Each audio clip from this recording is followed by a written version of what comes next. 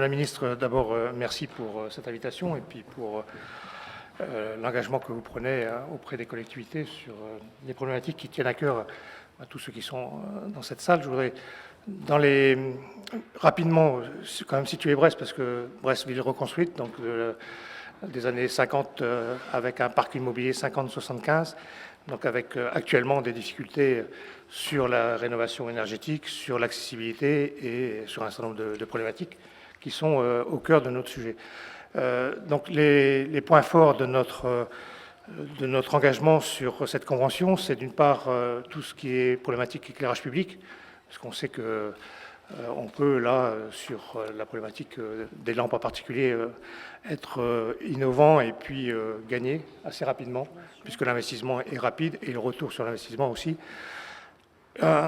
Une nouveauté que l'on met en place, on a été aussi dans le cadre de zéro déchet, donc on est aussi partenaire. Donc on a une grande décharge qui a été comblée au fur et à mesure, et donc la volonté, c'est d'en faire un site photovoltaïque, donc dans Brest, donc pour permettre le passage d'une décharge de déchets inertes à de la production d'électricité. On a aussi, avec notre opérateur social Brest Métropole Habitat, un démonstrateur d'éoliennes verticales qui va être travaillé dans le courant de l'année.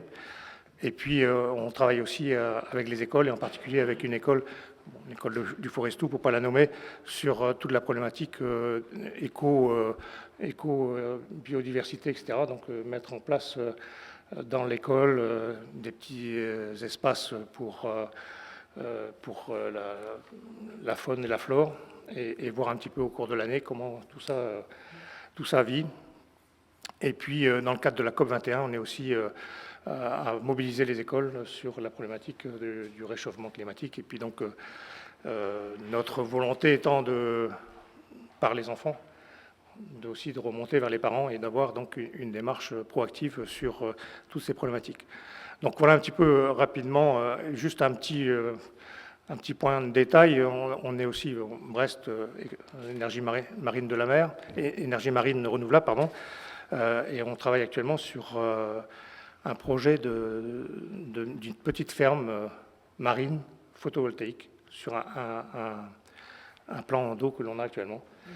Et donc, c'est pas de l'énergie marine, donc on est un petit peu dans cette démarche. Donc, l'avantage de la signature de la Convention, c'est que ça nous permet d'abord d'avoir les idées relativement claires, et puis aussi d'avoir au fur et à mesure un suivi de toutes les actions, et donc de mesurer au fur et à mesure notre rapport à la problématique du climat. Très bien. On l'applaudit quand même, non ?